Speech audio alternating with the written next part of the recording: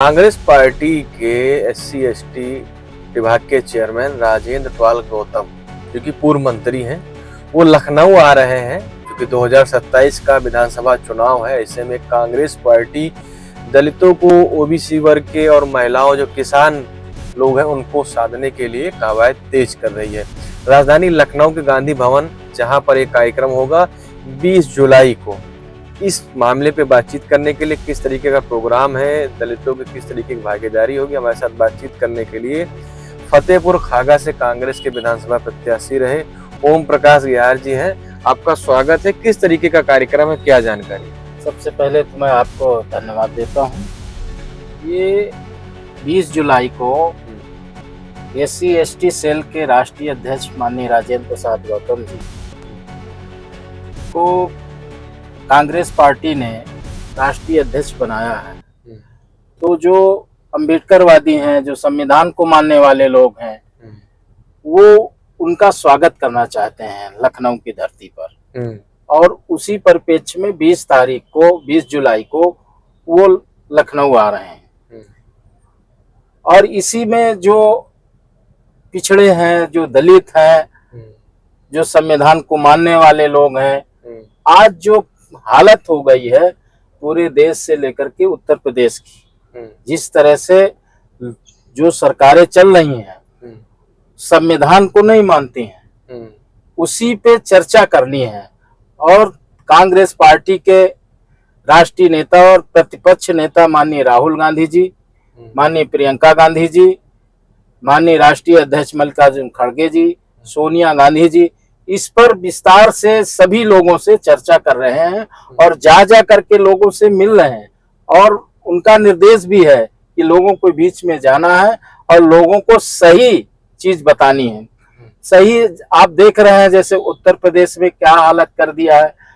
गरीब का बच्चा प्राइमरी स्कूल में पढ़ता था, और जब प्राइमरी स्कूल ही बंद करने जा रही है उत्तर प्रदेश की सरकार, ये सबसे पहले खेप में 5000 घोषणा कर रहे हैं, लेकिन इनका जो प्लान है, इनकी जो लक्ष्य है, वो 27,000 प्राइमरी स्कूल बंद करने जा रहे हैं। और प्राइमरी स्कूल में जो दलित का बेटा था, गांव गरीब खेत खलिहान का बेटा था, वो वहां शिक्षा ग्रहण कर रहा था। ये एक इनकी आरएसएस की बहुत बड़ी साजिश है। और उस साजिश के तहत, उस प्लान के अंतर्गत ये प्राइमरी स्कूल को बंद करने जा रहे हैं, क्योंकि दलित का बेटा शिक्षा से वंचित रह जाए, इसलिए ये लोग प्राइमरी स्कूल को ही बंद करने जा रहे हैं। और यही नहीं, उत्तर प्रदेश में आए दिन दलितों के साथ, एसटी के साथ, आपको ये पहला उदाहरण मध्य प्रदेश में आप लोगों ने देखा होगा, तमाम चैनलों ने इस न्यूज को, खबर को चलाया है।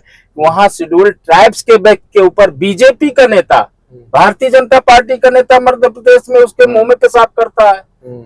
आप इससे तो अब क्या होगा? ये संविधान को लोग मानने वाले लोग नहीं, ये लोग संविधान को मानते ही नहीं है। ये स्वयं अपना संविधान चला रहे हैं। इनका स्वयं का संविधान है, जो इनको अच्छा लगता है उसी को कहते हैं संविधान है। तो हम चाहते हैं कि उनका स्वागत भी हो, और 20 तारीख को सारे लोग इकट्ठे होंगे। उसमें 12 समाज डीएनटी के लोगों की भी अच्छी भागीदारी होगी। और हम लोग जा करके जन जागरण कर रहे हैं, उनके अंदर भी जागरूकता ला रहे हैं। क्योंकि अगर हम लोग जागरूक नहीं होंगे तो ये संविधान को खत्म कर देंगे, और संविधान को खत्म कर देंगे तो ये देश नहीं बचेगा। देश पहले है, और देश जब रहेगा तो हम लोग रहेंगे, और जब देश नहीं रहेगा तो हम लोग भी नहीं रहेंगे। क्योंकि हम लोग यहाँ के मूल निवासी हैं।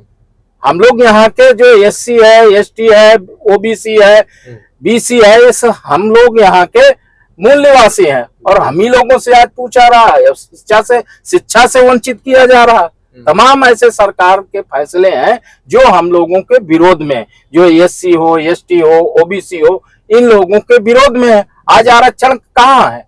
आरक्षण है ही नहीं है। जब आप जगह नहीं निकाल रहे हैं, नौकरी आप दे नहीं रहे हैं, नौकरियों की जगह निकाल नहीं रहे हैं, तो आप आरक्षण कहाँ देंगे? प्राइवेट में कोई संविधान में व्यवस्था है नहीं कि आप संविधान में व्यवस्था हो प्राइवेट जॉब में। तो इसलिए ये लोग जानबूझ करके आरएसएस ये काम कर रही है कि इनको आरक्षण भी इस तरह से बिना कहे आरक्षण खत्म कर दो। तो पिछड़ी जात के 27 आरक्षण, उसका आरक्षण खत्म, एससी एसटी का आरक्षण खत्म। जब आप सरकारी जगह नहीं निकाल रहे हो तो कहाँ भर्ती करेंगे? आप प्राइवेट भर्ती कर रहे हो, और वो भी आरएसएस के लोगों को। चाहे जहां भी आपके विश्वविद्यालयों में देख लीजिए, आप यूनिवर्सिटियों में देख लीजिए, जहां डिग्री कॉलेज है सरकारी, वहां देख लीजिए, जो भी प्रयोक्ता के पद जाते हैं वो गोपनीय ढंग से आरएसएस वहां आरएसएस के कार्यकर्ताओं को भर्ती कर रही है। अच्छा, जिस समाज से आप आते हैं उस समाज के बिहार समाज के लोग, काफी लोगों ने कई पार्टियों में विधानसभा के लिए अपनी दावेदारी दी थी, लेकिन कांग्रेस ने आपको टिकट दिया।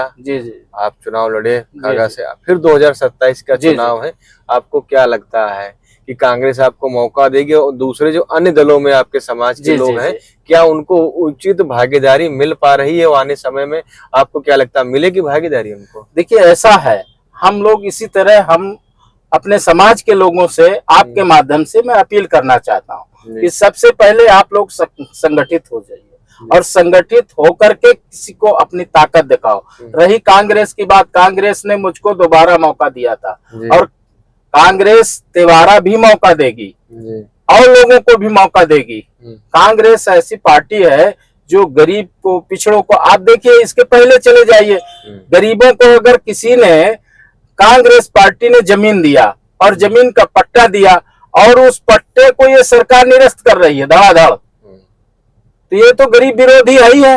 ये कहाँ गरीबों को काम करना है? इसको, इनको वोट लेना है बरगला करके लोगों को, और हिंदू मुसलमान की बात करनी है और बरगला करके ये अपना उल्लू सीधा करना चाहते हैं। तो हम कहना चाहते हैं लोगों से कि जो जहां होगा ताकतवर, इंडिया गठबंधन के जो भी दल है, इंडिया गठबंधन 20 तारीख को माननीय राजेंद्र पाल गौतम जी पूर्व मंत्री आ रहे हैं और उनका जोरदार स्वागत होगा और ऐतिहासिक स्वागत होगा। और कार्यक्रम में हमारे जो सहयोगी साथी हैं, विनोद कुमार मिलिंद जी हैं, श्यामलाल जी हैं, रामशंकर गिहार जी हैं, सोनेलाल गिहार जी हैं, तमाम लोग हैं जो लोग पूरी मेहनत से जुटे हुए हैं उनके स्वागत के लिए, और उनका स्वागत ऐतिहासिक स्वागत होगा। जी, 2027 को लेकर के आपकी क्या तैयारी चल रही है? 2027 की तैयारी, अभी मैंने संविधान बचाओ सम्मेलन किया था विधानसभा में ही, और इस समय हम लोगों का न्याय पंचायत स्तर पर काम शुरू है और न्याय पंचायत पे जा करके लोगों से संपर्क कर रहे हैं, और उसी के साथ साथ बूथ कमेटियां भी बन रही हैं। और हमारी पूरी तैयारी इस बार जो है, कहीं से कोई चूक न रह जाए, क्योंकि ये जालिम सरकार है और इस सरकार को बदलना बहुत जरूरी है। हमारे नेता राहुल गांधी जी ये साफ कहते हैं कि आप डरो मत, आगे बढ़ो और लड़ोगे, निश्चित जीतोगे। तो कुल मिला के ये है कि कांग्रेस पार्टी जो है, अपना पुराना जो वोटर है, दलित समाज का तबका, एक बड़ा तबका शुरुआत से कांग्रेस के साथ जुड़ा हुआ भी था, उसको अपने साथ जोड़ने के लिए राजेंद्र पाल गौतम, जो कि पूर्व मंत्री भी रह चुके हैं, एडवोकेट भी हैं, और वो आप लोग सोशल मीडिया पे उनको देखते हो कि तमाम सारे दलितों के मुद्दों को उठाते रहते हैं। उनको कांग्रेस SC कम्युनिटी का जो है राष्ट्रीय चेयरमैन बनाया गया है। वो लखनऊ आएंगे, क्या कुछ इसमें निर्णय लिए जाएंगे, क्या कुछ बातचीत होगी, मैं आपको जरूर बताऊंगा। बने रहिए सम्राट टीवी।